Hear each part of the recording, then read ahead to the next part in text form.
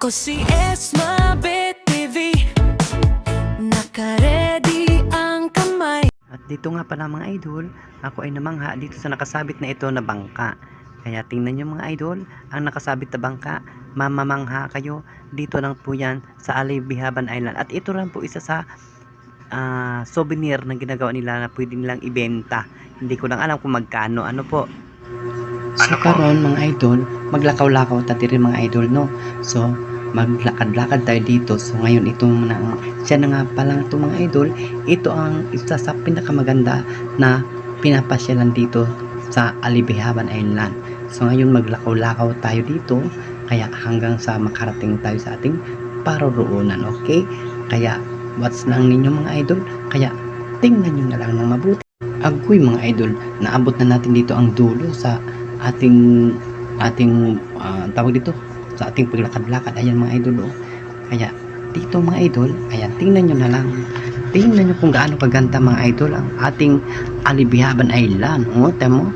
So ngayon hindi natin mawasan na tayo ay maglakad-lakad dito kaya para makita talaga ninyo mga idol ang ating napakagandang tanawin. So ayan, ilibot-libot natin ang camera.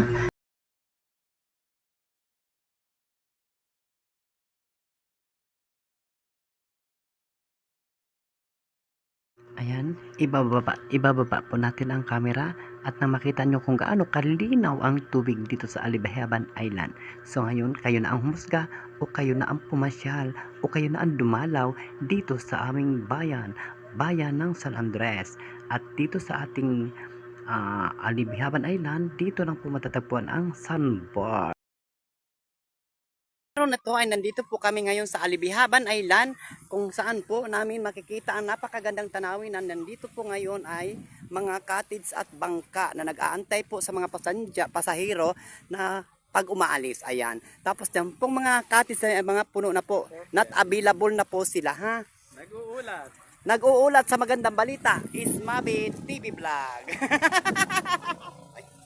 Andito po kami ngayon.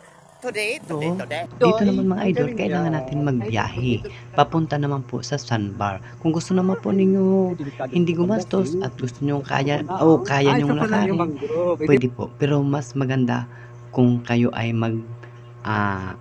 magmomotor o kaya mag-aarkila ng motor. Mura lang naman po ang arkila ng motor o papunta dun sa sandbar. Kasi po, mahirap kasi pag naglakad. Medyo malayo-layo rin, pero kung kaya nyo naman, pwede po. Ano po? So, makikita nyo ang sandbar. Kung gusto po nyo mga idol at kayo naiinatan, doon punta kayo doon sa dagat. At kayo naman gusto nyo medyo malamig-lamig, dito po tayo sa puno. Ano mga idol? Dito po yan sa sinasabi nilang sandbar. Bukod pa po yun doon sa sentro, doon sa may resort. Dito baka pwede sang pasyalan lang. Niliguan siguro pwede din, pero hindi na natin alam, ha? Pero bawal lang ata dito mag overnight. So kailangan doon ka talaga pupunta sa may resort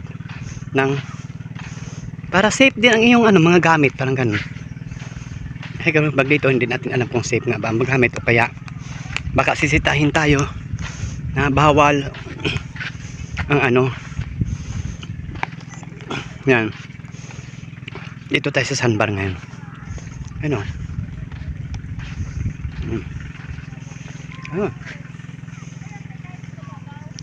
Diba?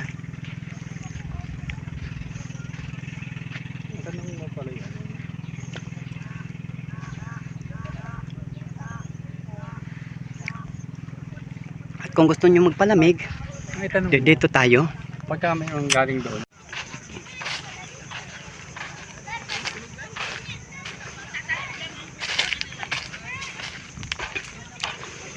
Dito po sa sandbar, mayroon din pala dito mga puno-puno po, mga idol.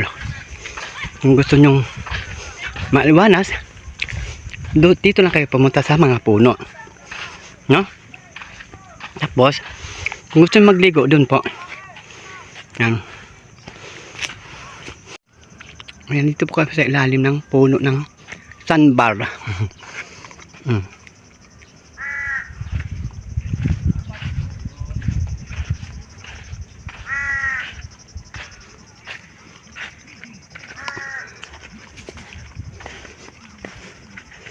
baka doon.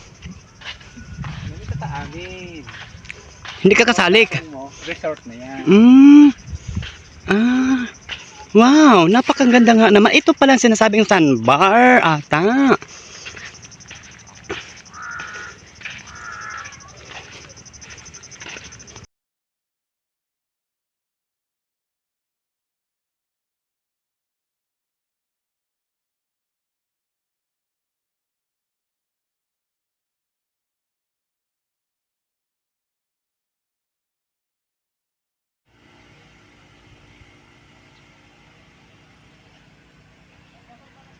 Nandito po tayo sa loob ng resort, sa loob ng mga mga rentahan ng mga nakubo.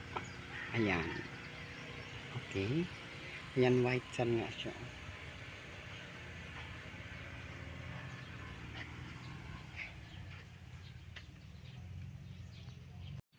Ano?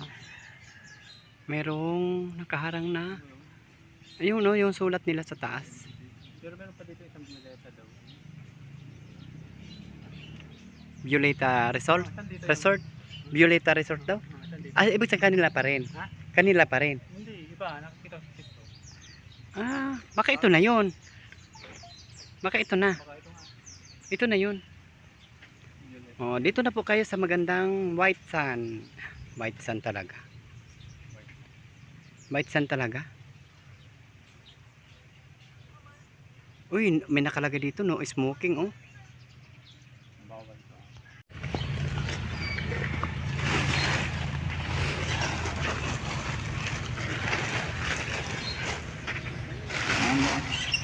Hindi pala may doon na tayo. Maraming nagkaano din pala dito. Dami ditong kubo. Oh, di ba? Ayan po mga idol, may mga kubo dito. Dito kayo magre-rent. Ayan oh. Ayan. Sunod-sunod po ang ano, ang kanilang bahay na rentahan. Hindi ko lang po alam ha kung magkano ang renta. Reaper ka talaga. Repair no? Ay tayo na may ano. Akala naman natin eh. Okay.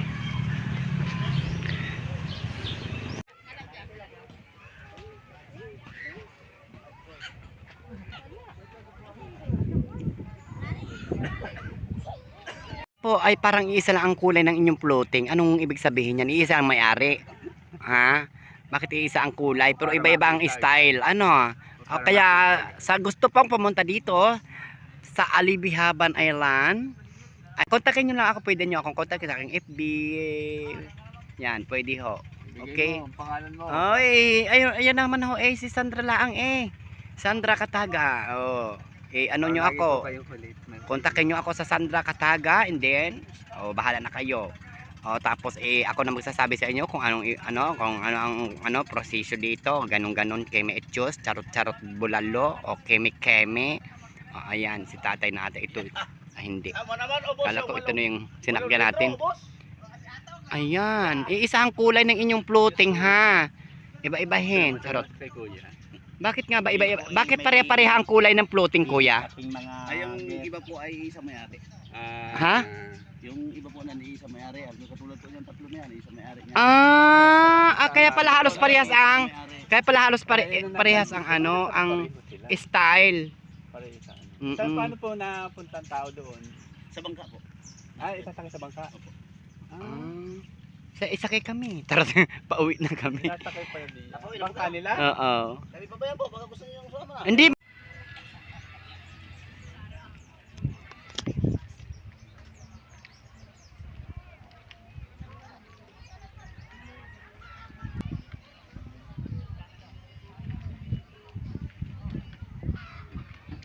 So, pauwi na nga pala kami dyan mga idol. Kaya ayan mga idol, nag-enjoy talaga kami mga idol. Kayo nag-enjoy din. Sana mag-enjoy din nyo ang panonood ng aking video. Dito po yan sa Alibihaban Island. So, antayin nyo hanggang sa dulo na lang.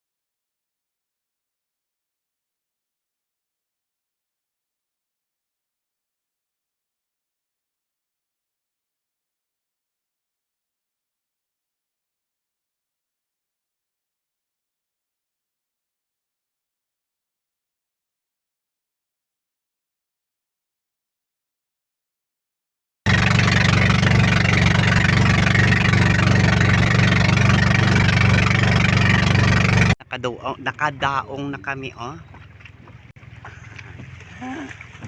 Pamahuli pa. Ay. Nakapila dito ang mga mga sidecar. Mga bangka. Ibayaran mo maya ka sa bayan.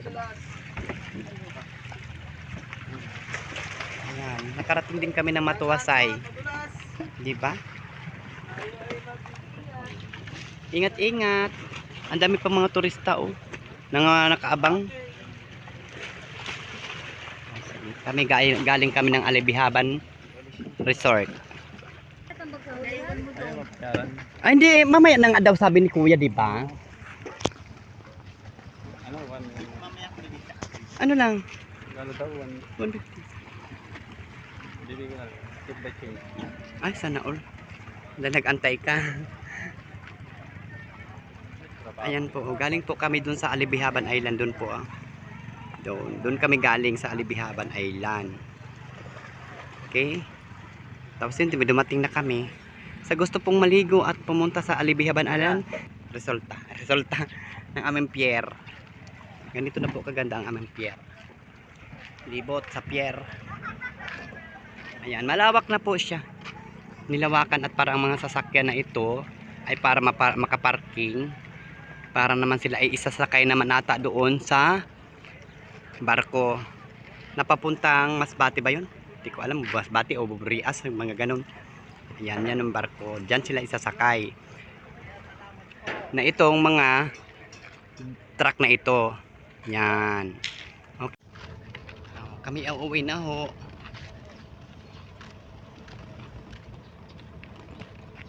Kami uuwi na. Doon kami galing. Kami mga turista daw. Turista. Yan.